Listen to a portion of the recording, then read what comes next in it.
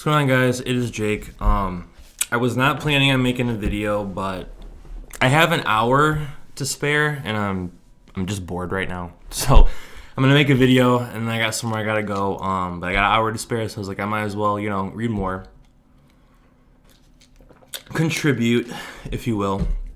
So here we go. So now I'm starting Dissolution, the second step to the alchemical spiritual process. So here we go. So Dissolution, learning to let go.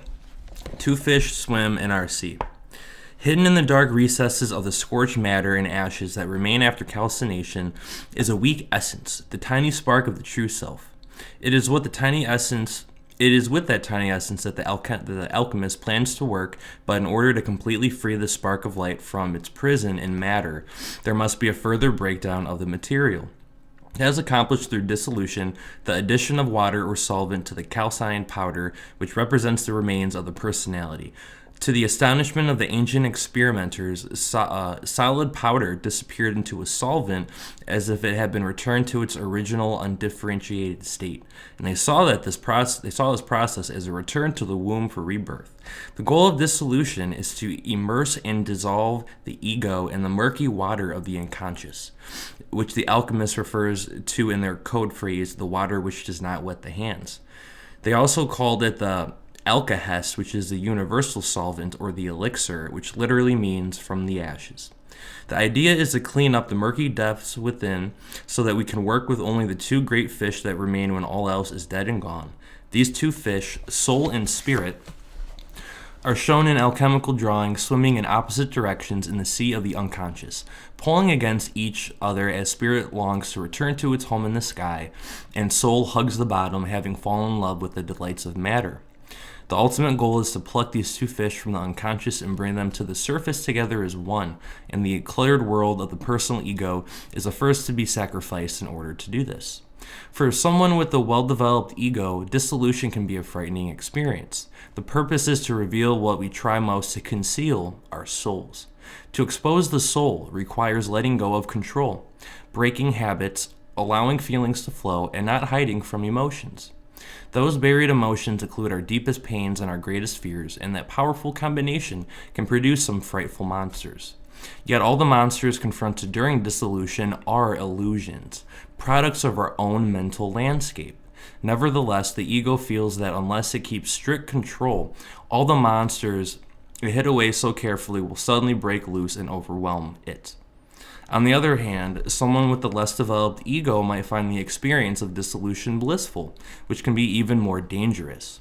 The alchemist saw this type of experience as primordial incest in which a person desires to be absorbed by the Great Mother.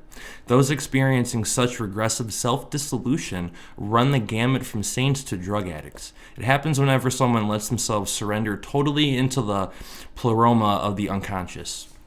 This is never union with the divine, although it may appear so, for the subconscious powers represent only half of the alchemical equation. The whole point of alchemy is to achieve spiritual perfection without losing sight of the world, which many of us do that. We lose sight of it. The idea is to bring hidden truths to fruition, to incarnate them in physical reality. Like I say, to bring it all down here. Thus, the ideal dissolution is achieved when the operation is performed only on the tyrant king, the old ruling principle of ego, so our old selves, in a way. The king must be humbled by a direct confrontation with the primal energies of the unconscious and acknowledge their power.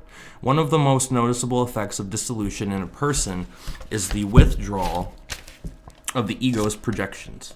When we look around the world and see things that anger or revolt us, it's because the same quality lives unconsciously within us, which I always, your feelings of other people a lot of times are a reflection of yourself. That's true. It is a reflection of a part of ourselves that we have not yet acknowledged or taken responsibility for. We expend tremendous psychic energy projecting these qualities into the external world and keeping ourselves from facing the truth about them. My dissolution, exposing secret faults. The operations of dissolution and calcination sometimes go hand in hand and occur simultaneously. And I'll show you guys a picture. And again, I can't really see. I'm looking. Yeah, so it's the king from before, basically just in the waters of dissolution. And then there's a caption under it. It says, the king suffers through dissolution in the waters of his own unconscious, which is pretty cool. That such opposing elements of water and fire should work together is actually a major theme in alchemy. Both are operations of cleansing and purification, and we must undergo baptisms of both water and fire before we can be born into spirit. During the height of my calcination experience described in the previous chapter, I started having a reoccurring nightmare. At the time, I was extremely busy editing 5 different newsstand publications, as well as working with the media and research organizations on various projects. Although I was not aware of it, I was ignoring something within me that was desperate for attention. The dream always opened with me walking as fast as I can from the subway to my Park Avenue office in Manhattan. Though I am anxious to get to work, I notice a commotion in the yard in front of a small brick church, and I stop to see what is going on. There are hundreds of people listening to a half-dozen speakers standing on soapboxes and debating which religion is best. It's very interesting.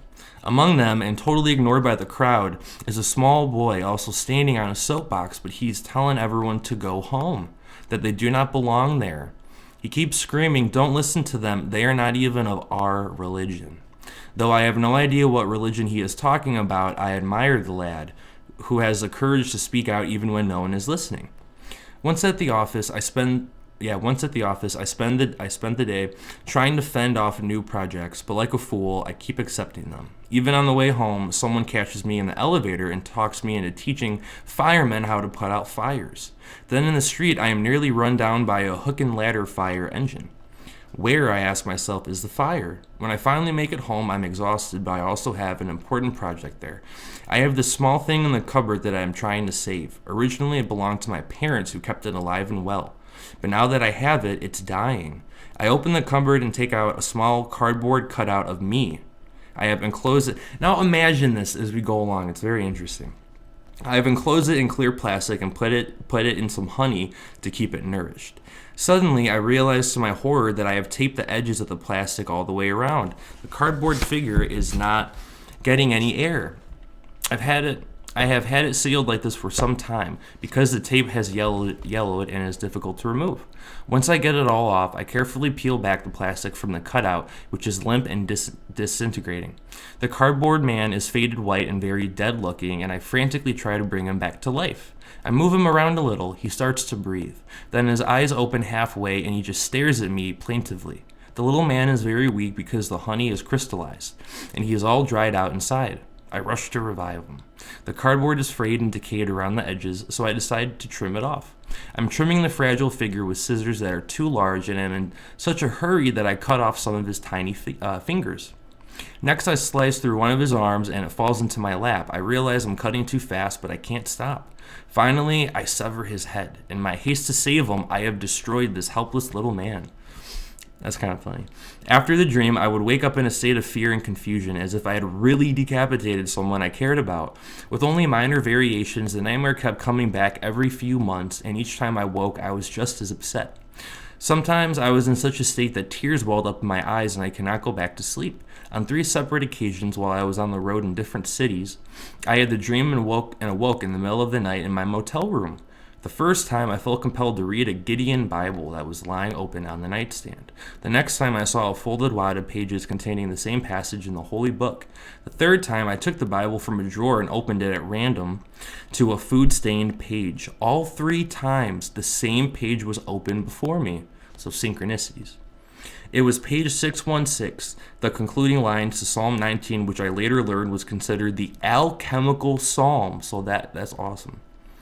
The passage was about keeping all 7 characteristics of the laws of God, for which he had sent a tabernacle for the sun. It's basically, talking about alchemy. More are they desired than gold, I read of these unspoken laws. Than much fine gold, sweeter also than honey and the honeycomb.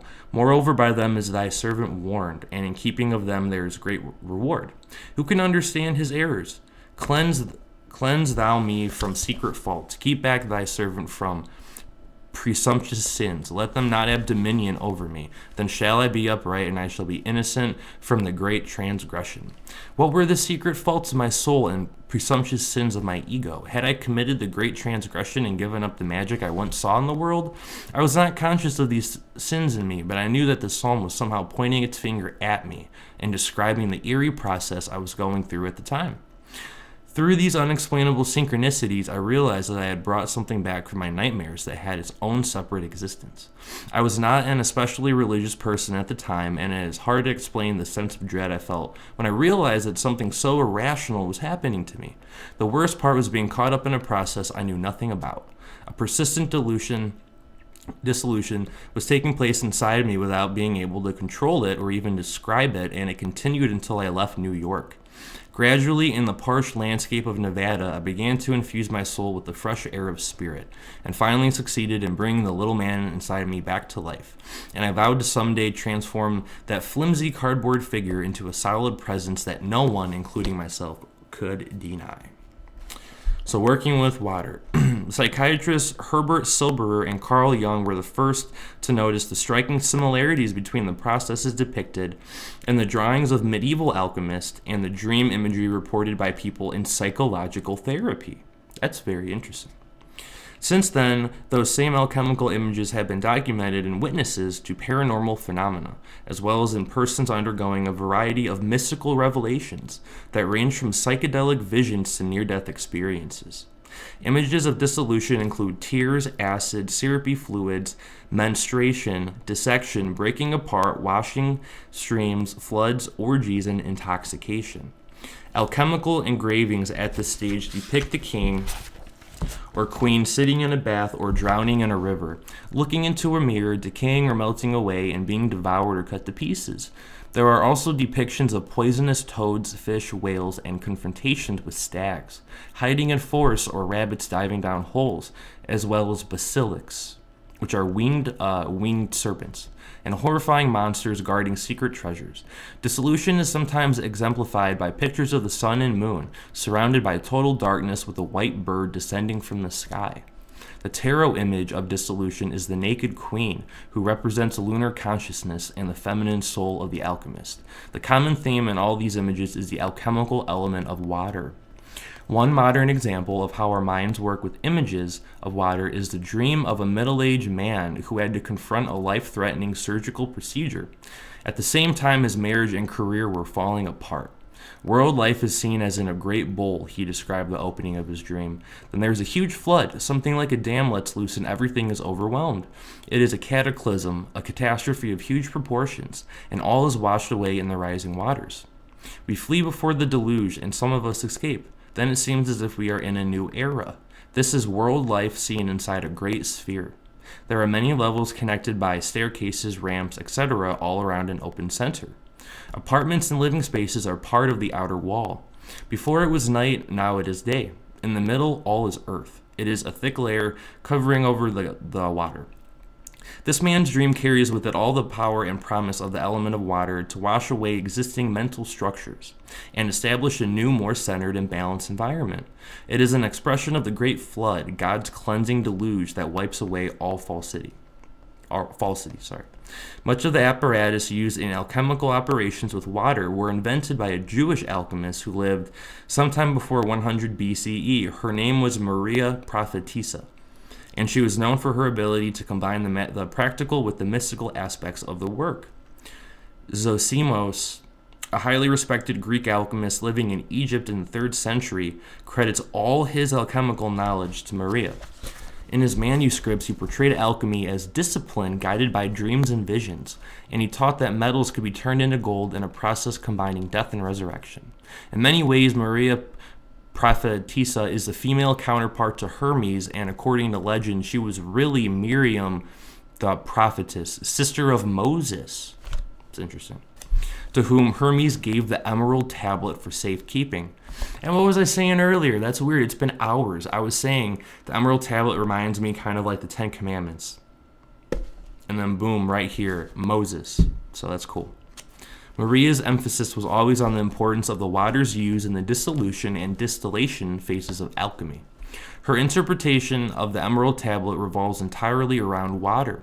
The water is an angel and descends from the sky, and the earth accepts it on account of the earth's moistness. The water of the sky is held by the water of the earth, and the water of the earth acts as its servant. Its sand serves for the purpose of honoring it. Both the waters are gathered together, and the water holds the water. The vital principle holds the vital principle, and the vital principle is whitened by the vital principle. This universal merging of water forces was described by Teresa of Avila, whose dissolution we examined in Chapter 5, which I can go back to. It is like rain falling from the heavens into a river or a spring, she wrote, in the interior castle. There is nothing but water there, and it is impossible to divide or separate the water belonging to the river from that which fell from the heavens. Or it is as if a tiny streamlet enters the sea, from which it will find no way of separating itself. Or as if in a room there were two large windows through which light streamed in. It enters in different places, but it all becomes one. Dissolving meditations. Maria Prophetessa invented a method of dissolution which became the standard process for washing the ashes of calcination. Called the bain-marie, it is basically a double boiler in which the water in the bathing vessel is kept at a constant temperature by immersing it in a second container of water simmering over a gentle flame. Besides its practical application, the bain-marie is also a useful meditative tool for handling the destroyed psychic remains resulting from calcination. The bain-marie meditation exudes maternal warmth, and the fire of consciousness is turned down considerably. The idea is to dissolve the burnout thoughts and leftover emotions dredged up during the previous blaze of introspection and treat them as a cohesive whole. So here's how it works. Seated or lying down, calm yourself with several deep breaths and then inhale very slowly. Imagine you are taking in the warm, dissolving waters of the bain-marie. Hold the breath for a few seconds and let it work on those painful emotions or on any area in your mind or body where you feel tension or pain. Then exhale slowly and deeply as you can, and imagine those hardened, hurtful areas melting away. Repeat the circulation of dissolving waters as long as it takes until you feel genuine relief. Then relax and breathe normally. If you feel the troublesome areas returning, begin it again.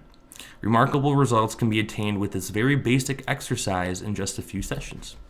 The time required for this visualization to work depends on how deep and crystallized your psychic energy has become. What will it take to dissolve you? Ask yourself how you have been hurt by unrequited love or another person's wrath. Was someone mean to you or did someone abuse you? How did you react? Relive the experience, but this time work on it. Your wound, and this is so important, guys. This is like what I'm trying to tell you guys on how can't talk. You want to work, on yourself, because really using the negativity for the positivity, that's, in a way that's kind of like healing, but, that is really what you want to do. The more you go in yourself and the more negativeness that you dive into and you transform, the bigger the effect is going to be. Not everyone is going to dive that deep, basically. So, but anyways, your wound is your gold. And in order to mine the previous metal within, you have to be willing to relive your pain. That means not thinking about the individual incidents behind the emotions, but rather trying to feel and work with only their pure energy. What Maria called their vital principle. If you can successfully dissolve the connections between the emotions and their source, the energy will be free to use elsewhere. It is the same alchemical principle as collecting hot mercury from the roasting cinnabar and putting it in a bottle for later use.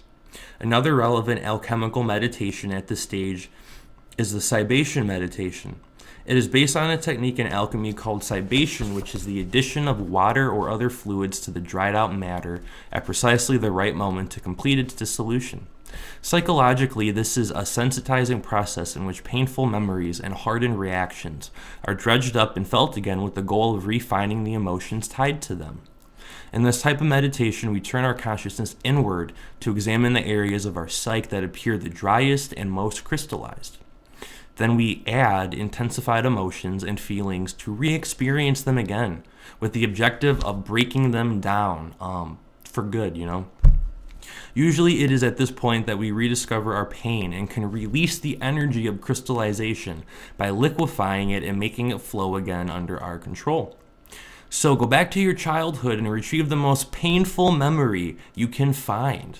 Re-experience the day a loved one died, a pet or friend or brother or mother, and cry until you can cry no more. You must make yourself cry for dissolution to occur, so do not be afraid to feel the pain again. Medieval alchemists believed the salt in tears was the actual remnant of crystallized thoughts broken down by crying. That is very interesting. This technique has proved successful over and over again in treating eating disorders, sex problems, drug abuse, depression, insomnia, out-of-control tempers, and many other complaints. It is one of the simplest and fastest working methods in all of psychology. So this kind of stuff is used, in so many aspects, All right, the transforming power of illness. Another way the water element can be experienced is through total resignation and repose. When it is under our deliberate control, this is the just being aspect of Zen. It requires simply letting yourself live entirely in the moment without judgment or comment of any kind, like a child. We become one with our environment and experience anything that happens slowly with feeling. It may take a little practice because we have all spent most of our adult lives under the control of our compulsively thinking, endlessly shaming egos. When we finally succeed in living only in the here and the now, without goals or consequences or fears, we suddenly experience a sense of tremendous freedom and refreshment. At that instant, we are able to directly experience the true alchemy of our being as we interact with the face-to-face reality of the eternal now. We actually experience the water of the soul coursing through the body as innocent, unspoiled, emotional energy. If we are lucky and are far enough progressed in our personal alchemy to have exposed our hidden essence, we might discover the fifth element of our being, the quintessence that lies waiting in each and every one of us. Sometimes, however, we are not in control of the powers of dissolution, and they are forced on us by sickness and disease. In times of extreme physical stress, the ego is simply knocked aside by the unconscious powers of the body struggling to recuperate, and we are forced to live in the present moment by the constant reminder of bodily pain and discomfort. So, it's like when you're sick and you're just not going to deal with anything, and you're not going to let yourself get angry because you're like, I just feel so bad right now, like I don't even have it in me. That's what it reminds me of. Yet, as we saw in the case of Teresa of Avila, even devastating illnesses can be an opportunity to harness alchemical forces and open a channel to the above. Channeling. In some cases, an illness-initiated dissolution can relate pent-up emotional energies that actually affect a physical cure. Can release them, I think I said relate. Nonetheless, dissolution by illness is usually interpreted as a negative experience because it takes us to the edge of life and unceremoniously tosses aside the security blanket of ego. Dissolution is the surrender and refashioning of one's innermost substance, and that is true no matter on what level it occurs, even if we are talking about death, which is the final dissolution. Even when facing death, living in the eternal moment points to a greater reality. This idea was expressed most admirably by Willis Harman, a president of the Institute of Noetic Sciences, in a book written shortly before his death. I wasn't physically near death at the time, but I was in a profound depression. For the first time, I understood what people go through with psychological depression. This episode seemed to have to do with the deep realization I felt somewhere in the region of my stomach that my life was approaching its end. Then one morning, I walked up a hill to see the sunrise, and in one indescribable moment, all the depression lifted. Life was joyous again. Something was now clear at a deep feeling level that had not been before. All the material aspects of life that I had learned to value throughout my years were clearly of no lasting value at all, for in a few instances they would be gone. But one thing is of true value, and only one. Alan Watts, which I know a lot of you guys probably know who he is, Alan Watts had called it the supreme identity, the identification with the divine. With this realization, my life's journey seemed complete.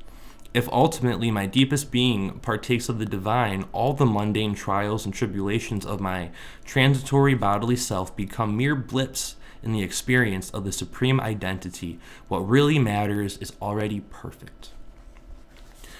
The dissolved person. People who have not undergone dissolution are judgmental, greedy, and excessive, and their relationships can only be described as selfish. But because of their ungrounded optimism, they tend to shine in social situations. In such persons, the process of dissolution results in a withdrawal of psychological projections and judgments and a breakdown of other assumptions and habits. The person's belief system is completely overhauled to accept a transpersonal view into his or her life. The result is a release of pent-up energy previously spent supporting the false personality and its self-centered view of the world. The product of a successful dissolution is a wonderfully flowing presence, free of inhibitions, prejudgments, and rigid mental structures. The person is no longer afraid to express that which is within. The purification on the level of ego and the deeper repressed level of the subconscious has allowed the forces of a greater presence within us to shine, through the personality without being concealed or distorted by it. These are traits often associated, and I don't know why he says these, with actresses Shirley MacLaine, Mary Tyler Moore, and Sally Field. The astrological cipher the alchemists used to signify the dissolution process was the water sign of Cancer, which the Egyptians called the scarab. Just as the scarab epitomized the soul being born into a higher reality, so does Cancer signify the cosmic womb, and the search of the Cancerian is for the mother goddess. The moody, emotionally centered, complaining, and subjective Cancerian can also be extremely caring, patient, loyal, and family-oriented, but demands sensitivity and security from those around him or her. Meryl Streep, Chris Christopherson, Carly Simon, George Michael, Kathy Bates, Bill Cosby, Princess Diana, and Ingmar Bergman were all born under the sign of the crab. If performed correctly, the operations of fire and water, which are calcination and dissolution, have eliminated the dross of the matter at hand, whether it be chemical or psychological in nature, and revealed its most basic constituents or essences. It is the job of the next step in alchemy to filter and separate the material worthy of further attention into the work. I could do separation. It really depends on how many pages this is. Yeah, I'm just going to stop it here. So I'm going to keep it separate even though this is only a half hour.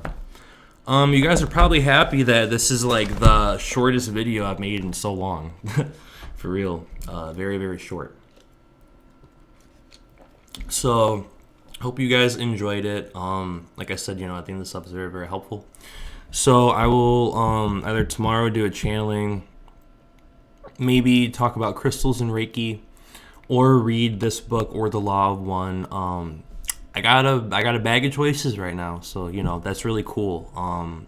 That I have many things to do. So this channel is alive and well, so that's awesome. So I'm gonna go. I will see you guys tomorrow. So take care.